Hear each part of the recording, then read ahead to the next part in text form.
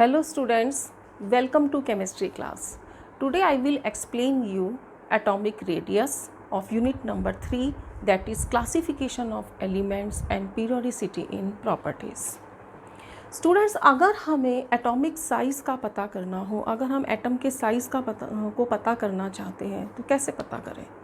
उसको पता करने के लिए बड़ी हमें डिफ़िकल्टीज़ होती हैं, क्योंकि एक तो एटम का साइज़ बहुत छोटा होता है और दूसरा जो है एटम जो है वो कंबाइंड स्टेट में मिलते हैं, तो हम उसको किसी से सेपरेट, दूसरे एटम से उसको सेपरेट करना जो है वो काफ़ी टफ हो जाता है। एंड लास्टली कि जो उसका लास्ट वैलेंस शेल है उसके और इलेक्ट्रॉन के बीच की हमें जो डिस्टेंस निकालनी होती है, तो उसके लिए जो लास्ट वैलेंस शेल होता है वो बहुत ही जो उसमें इलेक्ट्रॉन की डेंसिटी होती है, जो इलेक्ट्रॉन क्लाउड होता है वो बिल्कुल क्लियर नहीं होता, तो हमें वहाँ का डिस्टेंस निकालने में बड़ी दिक्कत होती है। तो एटॉमिक साइज़ को अगर हमें निकालना है तो हमें एक चीज़ को जानना ज़रूरी है, दैट इज़ एटॉमिक रेडियस। क्योंकि अगर हमें एटॉमिक रेडियस पता है तो हम एटम का साइज़ चाहे डायमीटर के फॉर्म में निकालें, चाहे सरकमफेरेंस के फॉर्म में निकालें, चाहे एरिया के फॉर्म में निकालें, हम उसको निकाल सकते हैं। तो अगर हम एटम के साइज़ की बात करना चाहते हैं तो हमें एटॉमिक रेडियस निकालनी आनी चाहिए। क्योंकि मैंने अभी आपको बताया कि एटॉमिक रेडियस निकालने में काफ़ी डिफ़िकल्टीज़ हैं, तो हम एग्जैक्ट एटॉमिक रेडियस तो नहीं निकाल सकते, लेकिन हम उस एटॉमिक रेडियस को कई भागों में डिवाइड कर सकते हैं। तो अलग अलग सर्कमटेंसेस में हम एटॉमिक रेडियस को अलग अलग तरीके से निकालेंगे। तो सबसे पहले तो हम यही जान लें कि एटॉमिक रेडियस क्या होती है।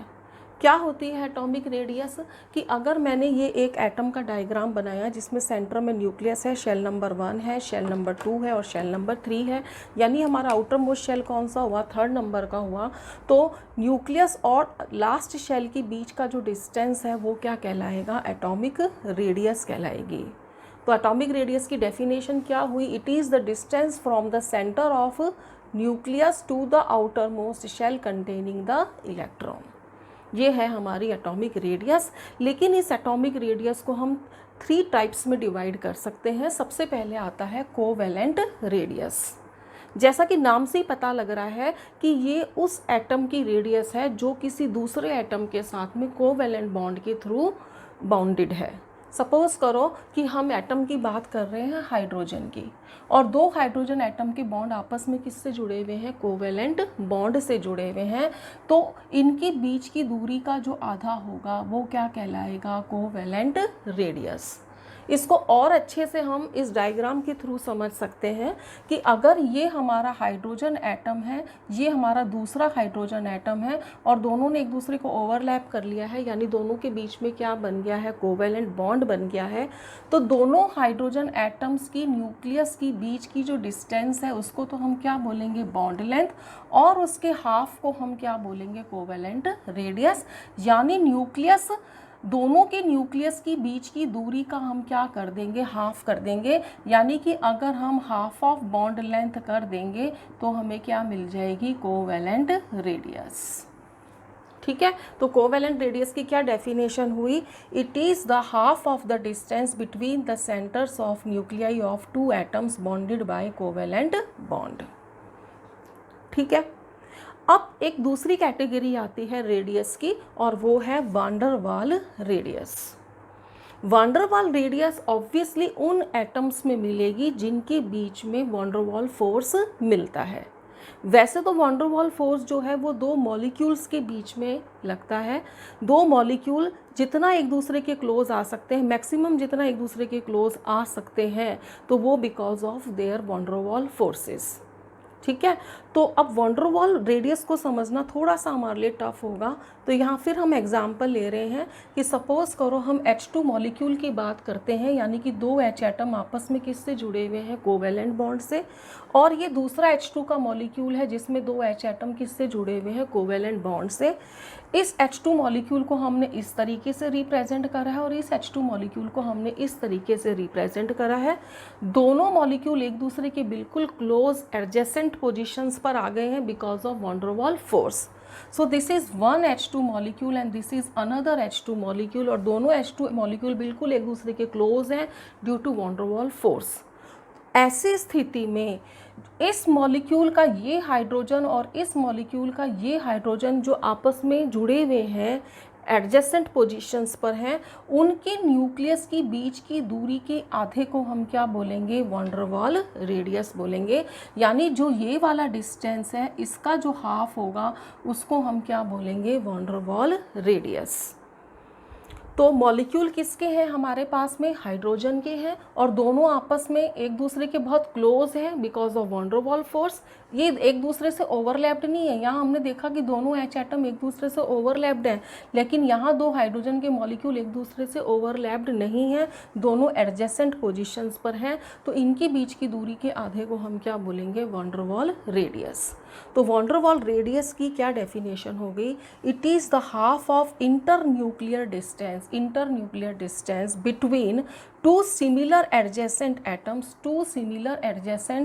atoms of neighboring molecules, ये दोनों neighboring molecules हो गए हैं, ऑफ सेम सब्सटेंस, यानी ये भी हाइड्रोजन है और ये भी क्या है, हाइड्रोजन है, इन सॉलिड स्टेट। कौन सी स्टेट में, सॉलिड स्टेट में, क्योंकि गैसेस स्टेट में तो फोर्स ऑफ अट्रैक्शन जो है वो और भी कम हो जाएगा। ठीक है, तो ये बात करी हमने H2 के दो एटम्स के बीच में, और यहाँ हमने बात करी है H2 के दो मॉलिक्यूल्स के बीच में। लेकिन अगर हम नोबल गैस के बारे में बात करते हैं तो हम उसको इस तरीके से दिखा सकते थे कि सपोज करो ये एक हीलियम है और ये दूसरी हीलियम है, क्योंकि नोबल गैसेस जो होती हैं वो कैसी होती हैं, मोनो एटॉमिक होती हैं, और इनके बीच में भी फोर्स कौन सा लगता है, वीक वैन डर वाल फोर्स लगता है। तो इनके बीच की दूरी के आधे को भी हम क्या कह देते हैं, वैन डर वाल रेडियस, क्योंकि वहाँ वो मोनो एटॉमिक मॉलिक्यूल है, यानी ऐसा मॉलिक्यूल है जो कितने एटम से मिलकर के बना हुआ है, दो एटम से मिलकर के वन एटम से मिलकर के बना हुआ है। तो नोबल गैसेस के केस में दो एटम के बीच में, और बाकियों के लिए, बाकी जो है उनमें दो मॉलिक्यूल के बीच में कौन सा फोर्स एक्ट करता है, वैन डर वाल फोर्स एक्ट करता है। अब हम आते हैं इसके थर्ड टाइप जो है metallic radius. Metallic radius obviously किस में मिलेगी, मेटल्स में, और मेटल्स के अंदर जो बॉन्ड मिलते हैं वो कौन से होते हैं, मेटेलिक बॉन्ड्स होते हैं। तो दो मेटल्स के जो एटम है, एक मेटल के जो दो एटम हैं उनके बीच में जो फोर्स मिलता है उस फोर्स को हम क्या कहते हैं, मेटेलिक बॉन्ड कहते हैं, और उनके बीच की दूरी के आधे को हम क्या बोलेंगे, metallic radius. Half of the distance between the centers of nuclei of two adjacent atoms in a metallic crystal। अगर मेटल का एक क्रिस्टल है तो उसमें दो बिल्कुल पास में जो दो मेटल के एटम हैं उनके बीच की दूरी के आधे को हम क्या बोलेंगे, मेटेलिक रेडियस। सपोज़ करो कि यहाँ हमने एक मेटल के एक क्रिस्टल में दो ही हमने एटम लिए हैं, लेकिन हमें पता है कि metal has tendency to lose electron, तो ये इलेक्ट्रॉन लूज़ कर देते हैं, और जब ये M+ स्टेट में आते हैं यानी कि कैटाइनिक फॉर्म में आते हैं तो उसको वो कैटाइनिक फॉर्म नहीं कहलाती। जब ये अपना इलेक्ट्रॉन लूज़ कर देते हैं तो उस समय इसको हम बोलते हैं कर्नेल्स। तो दो कर्नेल्स के बीच की दूरी के आधे को हम क्या बोलते हैं, मेटेलिक रेडियस। ठीक है, तो अब अभी हमने पढ़ा कि एटॉमिक रेडियस तीन तरह की होती है, कोवेलेंट रेडियस, वैन डर वाल रेडियस और मेटेलिक रेडियस। ये जो है दो एटम आपस में, इसमें दो एटम कोवेलेंट बॉन्ड से जुड़े होते हैं, इसमें आपस में दो मॉलिक्यूल आपस में किससे जुड़े हुए होते हैं, वैन डर वाल फोर्सेस के थ्रू, या दो नोबल गैसेस के एटम किससे जुड़े होते हैं, वैन डर वाल फोर्सेस के थ्रू जुड़े होते हैं। ठीक है, और मेटेलिक रेडियस जो है वो किसके अंदर मिलेगी, मेटल्स में। अगर हम कंपेयर करें कि इसमें से किसका साइज़ बड़ा होता है, अगर हम तीनों रेडियस को कंपेयर करें तो इसमें सबसे बड़ा साइज़ किसका होगा, वैन डर वाल रेडियस का, उससे छोटा किसका होगा, मेटेलिक रेडियस का, और जो सबसे छोटा होगा वो किसका होगा, कोवेलेंट रेडियस का। क्योंकि सबसे वीक फोर्स कौन सा है, वैन डर वाल, उससे स्ट्रॉन्ग कौन सा है, मेटेलिक बॉन्ड, और सबसे स्ट्रॉन्ग कौन सा बॉन्ड होगा, कोवेलेंट बॉन्ड। बॉन्ड जितना स्ट्रॉन्ग होगा वो एटम्स एक दूसरे के उतना ही क्लोज होंगे, और जितना क्लोज होंगे उनके बीच का डिस्टेंस उतना ही कम हो जाएगा। इसीलिए सबसे छोटी कोवेलेंट रेडियस होती है और सबसे ज़्यादा कौन सी होती है, वैन डर वाल रेडियस, क्योंकि वैन डर के रेडियस के अंदर तो किसी तरह की ओवरलैपिंग होती ही नहीं है, जबकि यहाँ दो एटम्स के बीच में क्या हो रही है, ओवरलैपिंग हो रही है। ठीक है, तो this is all about atomic radius. अब यदि हम आयनिक रेडियस के बारे में बात करना चाहें तो ऑब्वियसली जो आयनिक रेडियस होती है वो किसके अंदर मिलेगी, आयनिक बॉन्ड्स के अंदर मिलेगी। वो कंपाउंड जिनके अंदर आयनिक बॉन्ड होते हैं उनके अंदर जो रेडियस होगी वो कौन सी होगी, आयनिक रेडियस। तो सपोज़ करो कि हमारे पास में एक सोडियम है और एक क्लोराइड है, तो ये हमारा क्या हो गया, Na+ और ये हमारा क्या हो गया, Cl नेगेटिव हो गया। ठीक है, तो हमें पता है कि कैटायन का साइज़ एनायन के साइज़ से क्या होता है, छोटा होता है। तो ये हमारा छोटा साइज़ है, तो ये किसका हो गया, कैटायन का। ये बड़ा है तो किसका हो गया, एनायन का। सपोज़ करो हमारा एनायन कौन है, Cl नेगेटिव, और हमारा कैटायन कौन है, Na+। तो बताओ इन दोनों के बीच कौन सा फोर्स मिलेगा, आयनिक बॉन्ड बनेगा। इन दोनों के बीच कौन सा बॉन्ड बनेगा, आयनिक बॉन्ड बनेगा।